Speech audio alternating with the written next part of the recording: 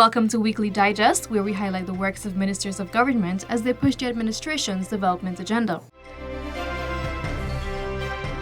Minister of Public Works Bishop Juan Edgell on Sunday called on Guyanese to foster more wholesome relationships and families for a stable Guyana. Minister Edgell was at the time providing remarks following an awareness walk hosted by the various Seventh-day Adventist churches One Love Marriage Club through the streets of Georgetown. When President Ali initiated the Men on a Mission network,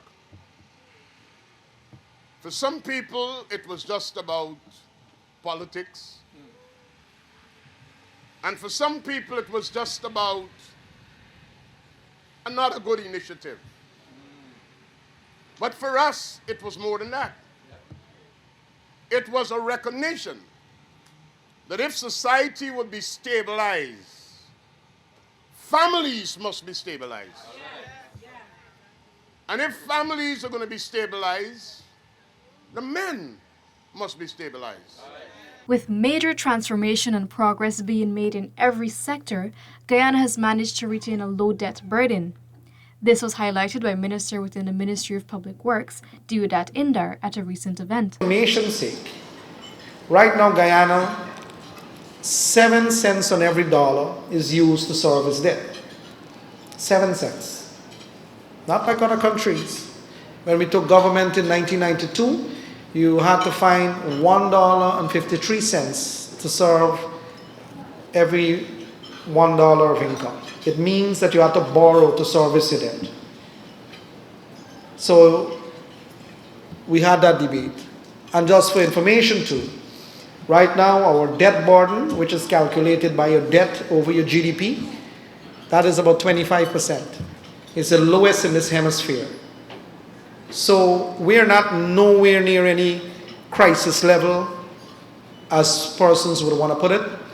We are in a sound place, and the increase in the debt levels is to deal with the very transformative projects that we're speaking about. Moreover, works on the 300 megawatts natural gas-fired power plant at Wales on the west bank of Demerara are currently ongoing and moving apace. When completed, it is expected to provide electricity at a fraction of the current cost. This forms part of the gas-to-energy project at Wales. We are building a 300 megawatts plant at Wales. That is already been, the site is already being developed. The access, the material offload facility, the road into Wales is being constructed, and I think that's already finished too. The pipeline from offshore is coming in. The contracts are already awarded for the onshore bit from Crane to take it to Wales. So the different parts of the project is already awarded. Over 200 farmers in Corrao-Darna Village, Region 9, are now benefiting from a brand new $14 million agro-processing facility. Agriculture Minister Zulfikar Mustafa on Saturday traveled to the indigenous village to commission the processing plant. We want our people to produce, not only to be self-sufficient in their community, but we want you to produce and bring value to your produce so that you can earn a decent living. That is why we have embarked in not only giving you planting material, we want also to bring this facility so that you can process your produce when you would have reaped it from the planting material that we are giving you. The Dr. Irfan Ali-led government continues to advance its food security efforts while building a diversified and robust agriculture sector. Key to achieving food security and reducing CARICOM's colossal food import bill is the Black Belly Sheep Project, a collaboration between Guyana and Barbados. With President Ali's aim to have Region 5 Mahaica Berbice become the livestock capital of the Caribbean, the Black Belly Sheep Project is being rolled out there. We'll start to roll out the program shortly. I will not wait until the 100 arrive.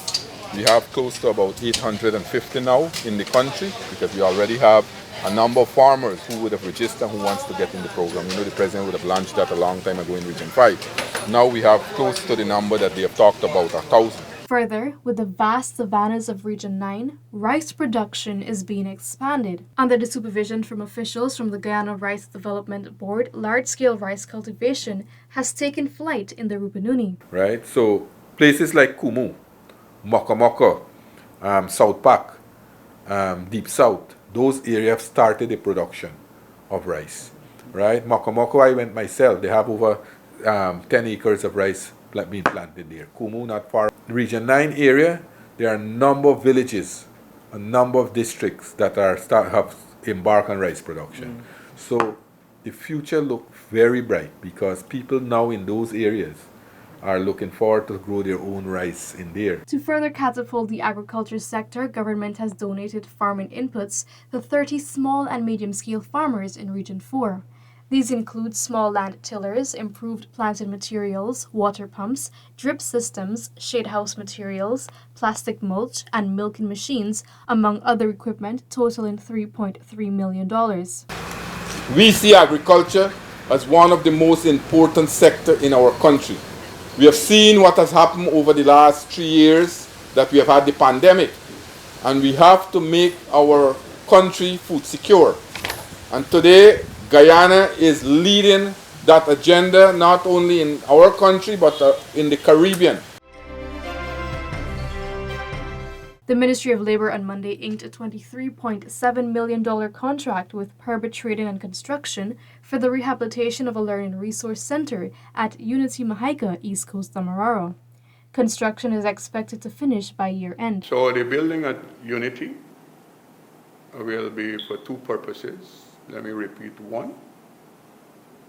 To execute welding programs at the highest level so that people can be trained to enter into the oil and gas arena and sector.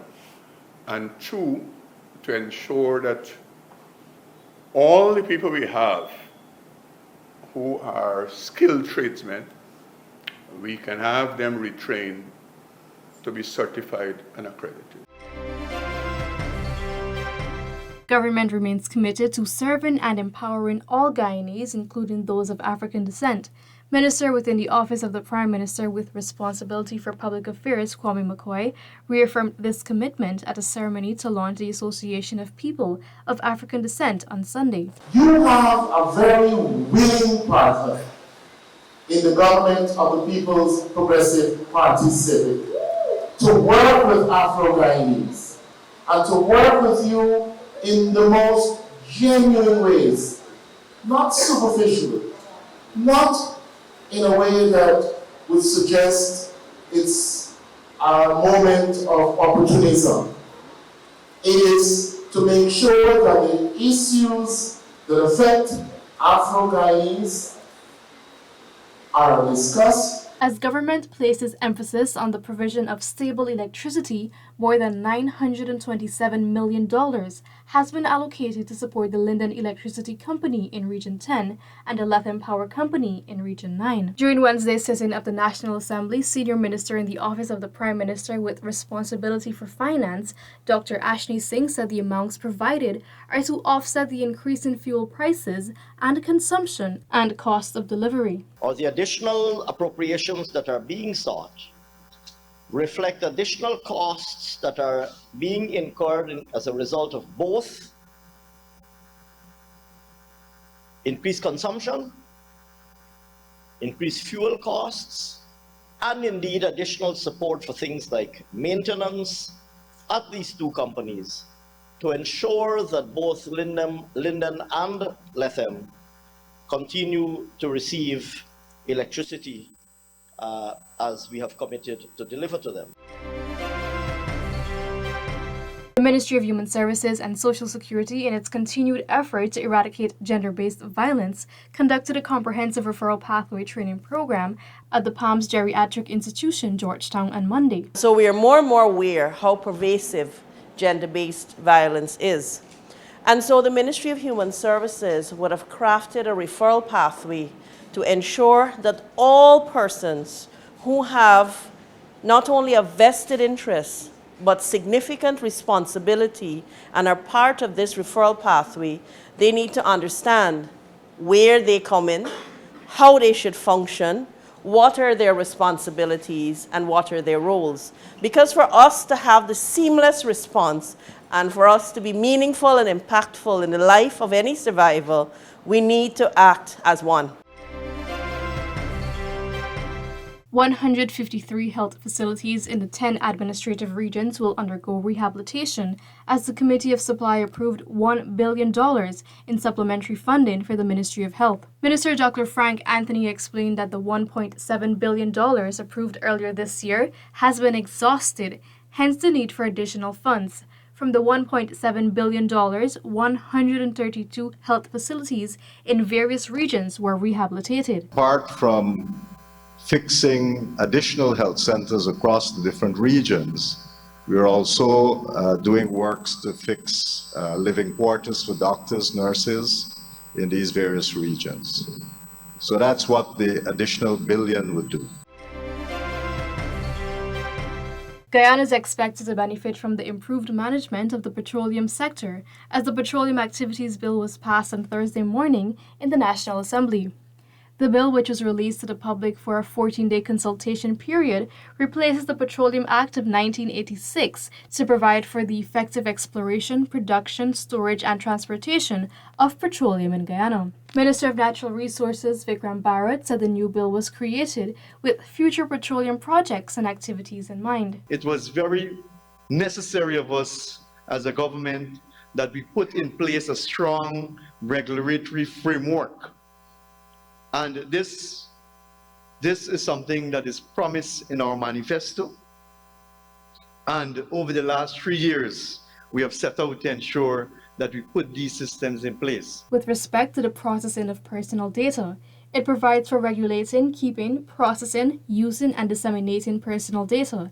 The bill is a critical component in modernizing the country's legislative framework and facilitating the implementation of e-governance. We are, as I said at the commencement, transitioning into e-governance from a manual structure which has existed, and we now have to prepare every aspect of our governmental machinery as well as the private sector infrastructure to allow for this digital electronic transformation to take place as we join the rest of the world in this age of information and technology.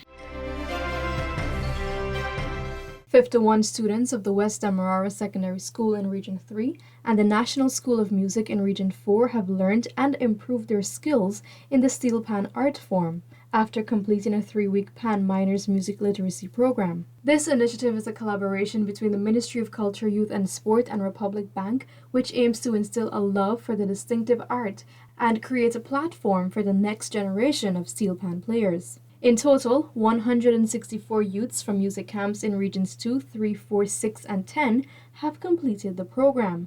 Award ceremonies were hosted on Friday, including at the Umaniana for Region 3 and 4 participants. Because we're expanding and because the country itself is opening itself to the world so much, we're becoming this place of a entertainment destination. And when you have this entertainment destination, when people come from different parts of the world, they're looking for authentic entertainment. Authentic meaning what's local, what's native. This brings us to the end of this edition of Weekly Digest. For these and other government-related stories, do log on to our website at dpi.gov.gy and our social media platforms as well. Goodbye.